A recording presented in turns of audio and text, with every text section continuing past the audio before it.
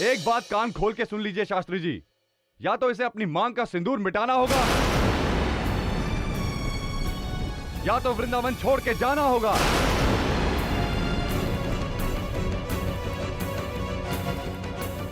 क्यों भाइयों? इसको वृंदावन छोड़ के जाना होगा। इसको अपनी मांग का सिंदूर मिटाना होगा। या तो ये वृंदावन छोड़ करके जाएगी, इसको अपनी मांग का सिंदूर मिटाना होगा।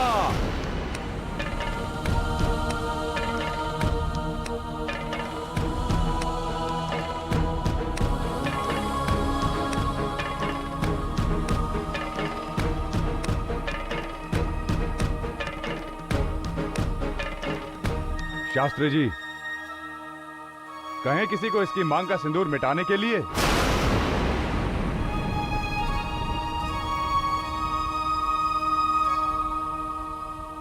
आओ बेटी, मिटा दो इसकी मांग का सिंदूर।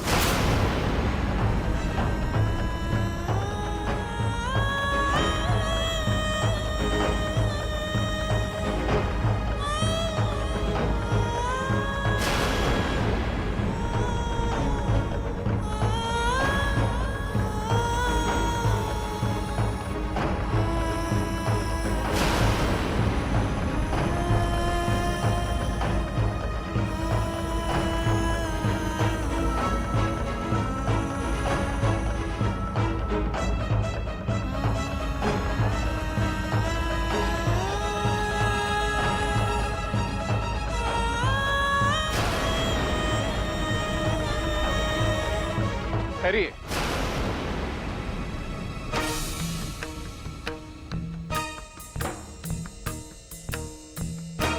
ऐसा अधर्म ना कीजिए। शास्त्री जी, मैं अधर्म नहीं कर रहा हूं, अधर्म होने से बचा रहा हूं आप लोगों को। एक भक्त को उसकी भक्ति निभाने से रोकना क्या अधर्म नहीं है? वो भी उस प्रभु की भक्ति को जिसने जात कुल को कोई महत्व ही नहीं दिया। स्वयं एक ग्वाले का जीवन जिया और सदियों तक अपने भक्तों का मान बढ़ाया। चाहे वो चोखा मेला हो या पुनरिक, जब स्वयं ईश्वर ने अपने भक्तों में कोई अंतर नहीं किया तो हम कौन होते हैं?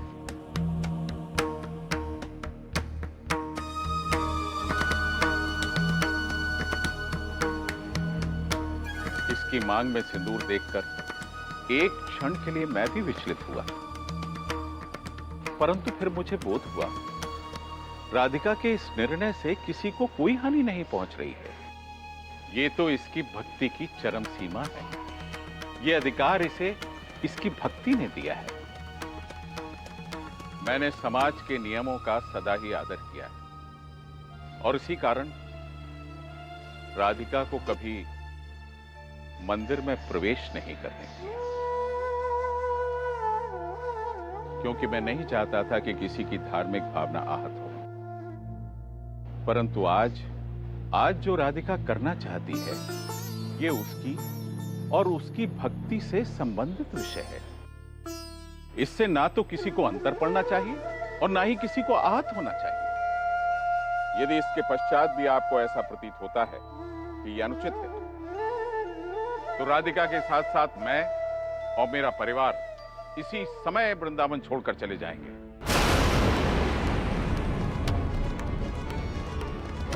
इस शुभ कार्य में हम एक क्षण भी विलंब नहीं करेंगे। चलो अम्मा, चलो बेटा। रुक जाइए शास्त्री जी।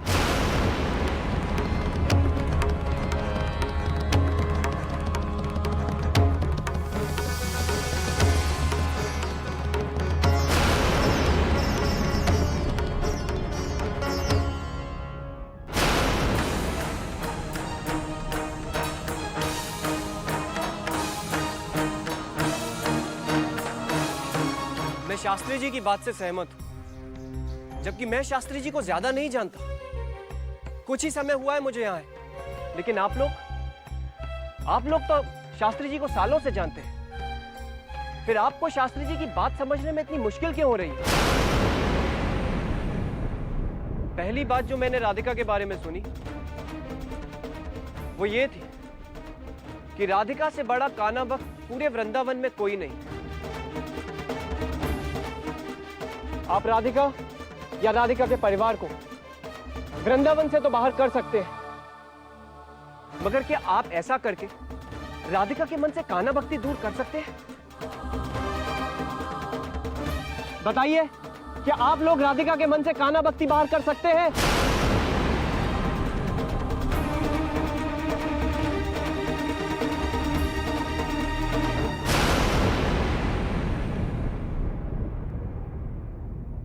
रामचरितमानस में संत तुलसीदास ने कहा है, जाति पात कुल धर्म बढ़ाई, धन बल परिजन कुन चतुराई, भगत हीन नर सोई कैसा, बिन जल बदरी देखई जैसा। अर्थात जात पात कुल धर्म धन ये सारे गुण होने के पश्चात भी यदि मनुष्य के पास भक्ति नहीं है तो वो मनुष्य उसी बादल के समान है जिसमें जल ही नहीं है। शास्त्री जी सही कह रहे हैं, हमें राधिका की भक्ति का मान रखना चाहिए। और जब तक इसके आचरण से हमारे जीवन पर कोई घटना नहीं होती है, हमें चिंता करने की जरूरत ही नहीं है। जो अपराध भगत पर करे, राम रोष पावक सो जरे। किसी भक्त को सताकर भगवान के क्रोध की आग में काहे जलना चाहते हो पंडित जी? क्यों?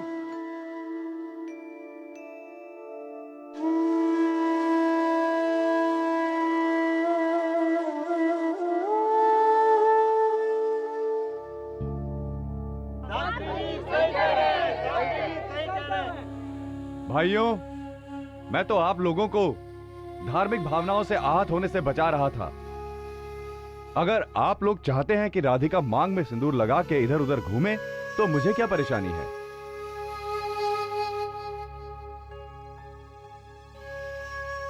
आइए, अब हम लोग आरती संपन्न कर लें। आइए, चलिए।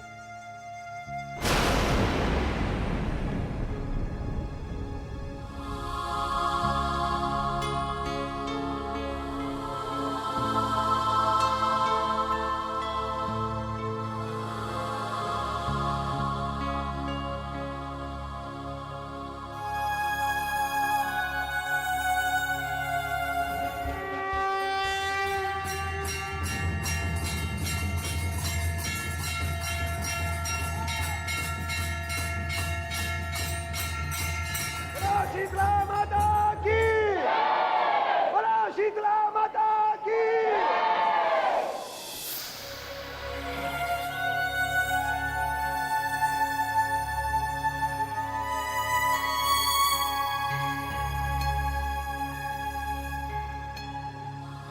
शास्त्री जी, क्या बात है बेटा,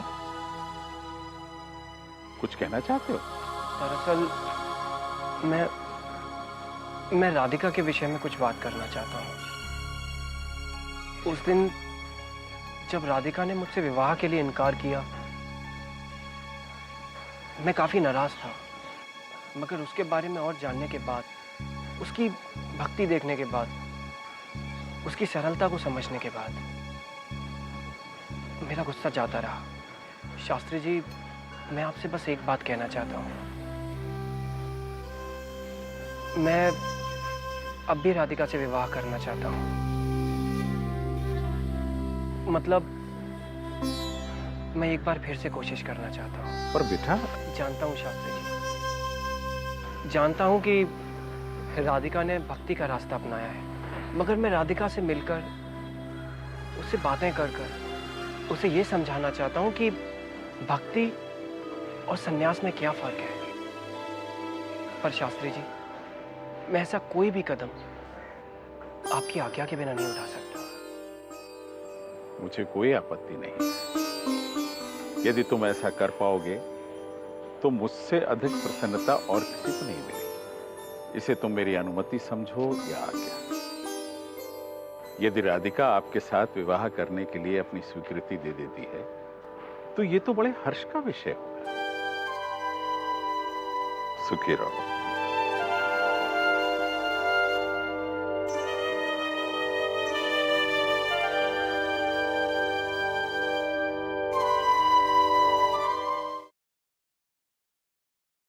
आज तो सारी सीमाएं पार हो चुकी है।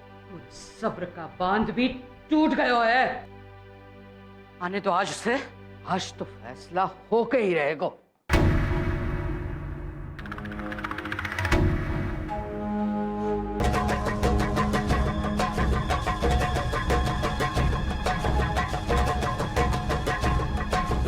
हो गई तो को तसल्ली?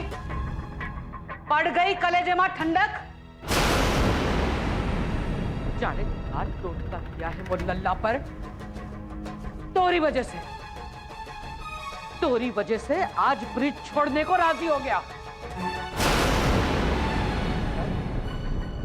ब्रिज छोड़ने से पहले मैं तो को जमुना जी में डुबाई के रहूंगी, याद रखियो।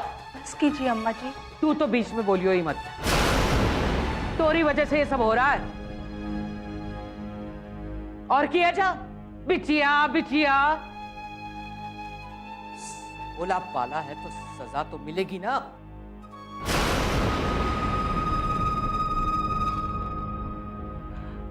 ये आप क्या कह रही हैं अम्मा जी?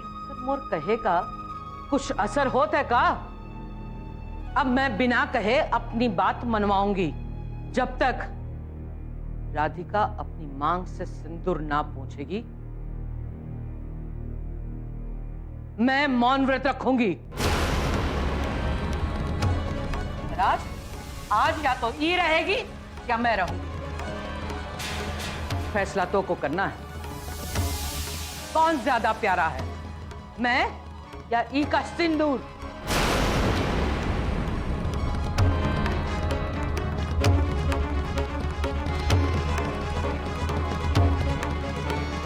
अम्मा जी एक बार इनको आने दीजिए, इनसे बात कर लीजिए, उसके बाद को अब कतई रुकना नहीं। कोई ना रोक सकेगा। ई की मांग मिटेगा, नहीं तो मैं मौन व्रत।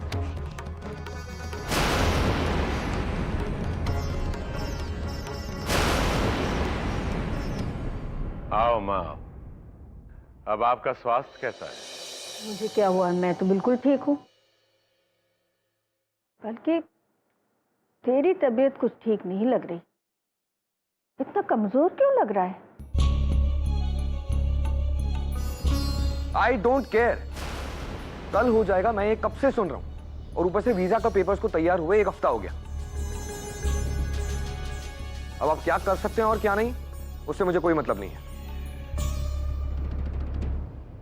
सही कह रहा है ये लड़का। अब इसे किसी से कोई मतलब नहीं रहा, सिर्फ अपनी पड़ी रहती है आजकल से। वैशाली, उसके अमेरिका जाने पे तुम इतनी नाराज क्यों हो? अगर वो जाना चाहता है, उसको खुशी मिलती है, तो वही सही। उसकी खुशी में ही तो हमारी खुशी है ना।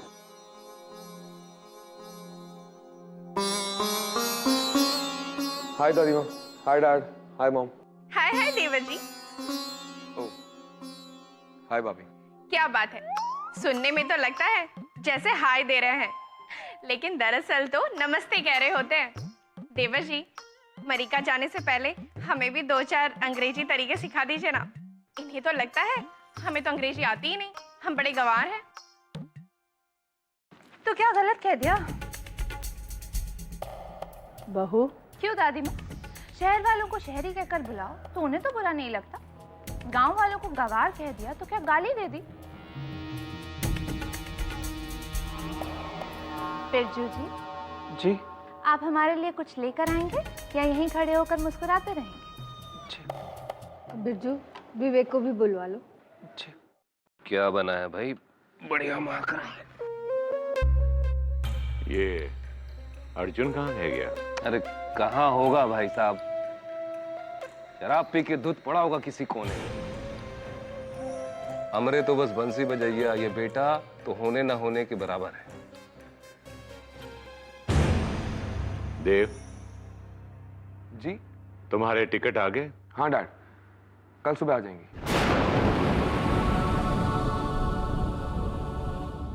हे भगवान, कल सुबह तक तो टिकट्स भी आ जाएंगे। कैसे रुकवाऊं अमेरिका जाना? अब मेरे बाबूजी ही इन्हें रोक सकते हैं। देव को बोलना पड़ेगा कि बाबूजी से बात करें। ऐसा मत कीजिए अम्मा जी, ये कौन सा तरीका हुआ? ऐसा करने से कोई परेशानी हल होती है क्या? अच्छा, अब तू तू मुझको समझावेगी मुश्किल कैसे हल होवे? ई बाल धूप में सफेद ना हुए हैं। मेरा वो मतलब नहीं था अम्मा जी, मैं तो बस ये कह रही हूँ कि एक बार ये आ जाए फिर। राधे राधे राधे।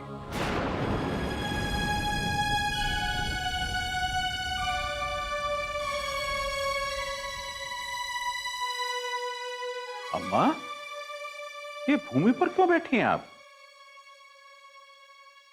अरे हुआ क्या?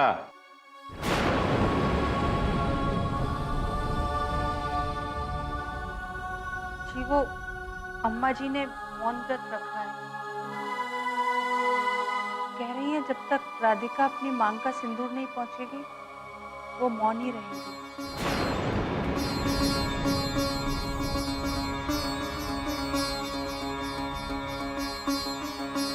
चलो अच्छा है। वैसे भी अम्मा कोई व्रत तो रखती नहीं, मौन व्रत रखेंगी तो कुछ दिनों तक आप शब्द नहीं बोलेंगी। अरे देवकी जी, वो शाला वाले चौरसिया साहब के यहाँ सुंदर कांड का पाठ, हमें वहां जाना। अम्मा, आप सुंदर कांड में नहीं जाएंगे? अरे आपको तो बहुत अच्छा लगता है सबके साथ बैठकर चौपाई गाने में, पर अब राधे राधे। चलिए देवकी जी, जल्दी से तैयार हो जाए।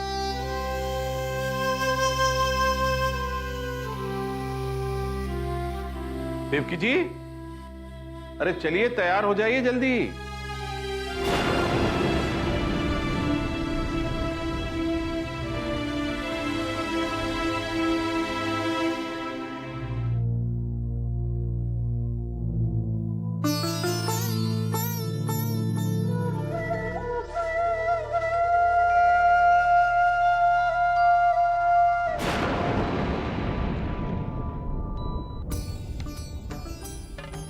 किसे फोन कर रहे हैं?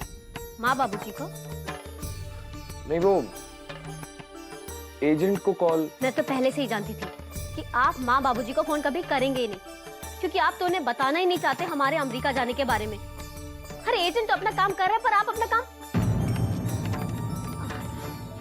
मेरा मतलब है कि आप अपना काम कीजिए ना। मेरे माँ बाबूजी को फोन कीजिए अभी।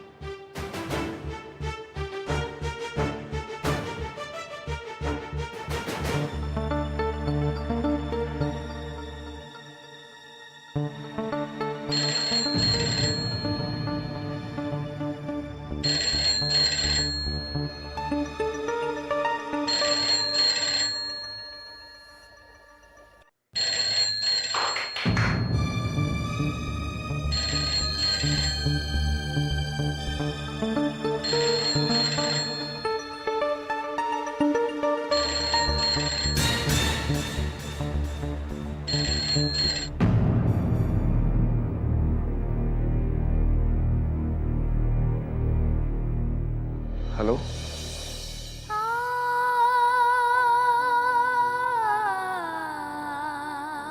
हेलो,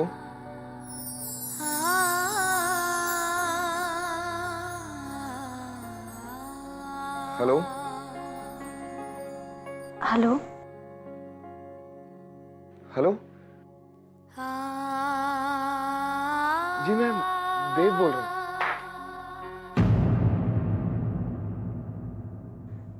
जी नमस्ते।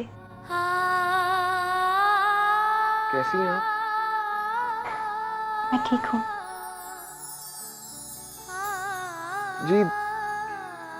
जी वो शास्त्री जी से, बाबूजी से बात करनी थी। वो हैं? जी देव बाबू,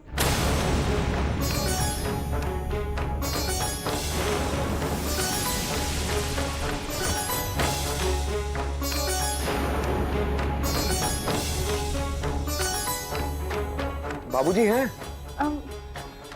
जी नहीं।